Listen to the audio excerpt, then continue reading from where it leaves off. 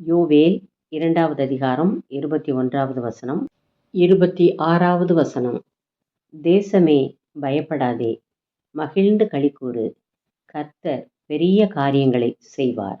நீங்கள் சம்பூரணமாக சாப்பிட்டு திருப்தி அடைந்து உங்களை அதிசயமாய் நடத்தி வந்த உங்கள் தேவனாகிய கர்த்தருடைய நாமத்தை துதிப்பீர்கள். என் ஜனங்கள் ஒருபோதும் வெட்கப்பட்டு போவதில்லை. இந்த தேவன் என்றென்றைக்கும் உள்ள சதா காலங்களிலும் நமது தேவன். கடைசி வரை நம்மை சமாதானமாக வழிநடத்துவார். சர்வ வல்லமை உள்ளவர். அவரால் கூடாதது ஒன்றுமே இல்லை.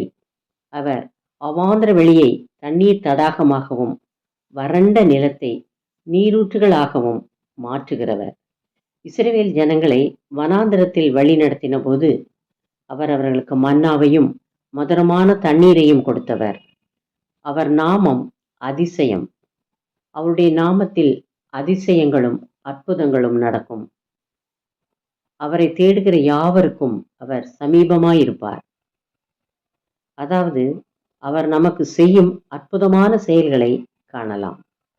அவரை நோக்கி கூப்பிடுகிற போது அவர் நமக்கு மறு உத்தரவு அருளி செய்கிறவர்.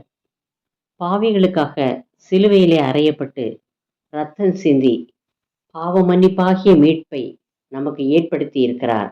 வறுமை இல்லாமல் வாழ வைப்பவர், சமாதானம் தருகிறவர். நம்முடைய பிரச்சனைகள், போராட்டங்கள் யாவற்றையும் இயேசுவினிடத்தில் சொல்லி ஜெபித்தால் நம்மை வாட்டும் எல்லா விதமான கவலைகளிலிருந்தும் நம்மை விடுவிப்பார். திகையாதே, கலங்காதே, இயேசுவினிடத்தில் ஜெபம் பண்ணுங்கள். அவர் உங்களுக்கு ஏற்ற காலத்தில் பதில் தந்து உங்களை உயர்த்துவார். அவர் உங்களை விட்டு விலகவும் மாட்டார், உங்களை கைவிடவும் மாட்டார். ஜெபம். இயேசுவே, உம்மையே நான் நம்பியுள்ளேன். என்னை ஆசீர்வதியும், காத்துக்கொள்ளும். ஆமேன். தேங்க்ஸ் ஃபார் வாட்சிங். Like, share, subscribe.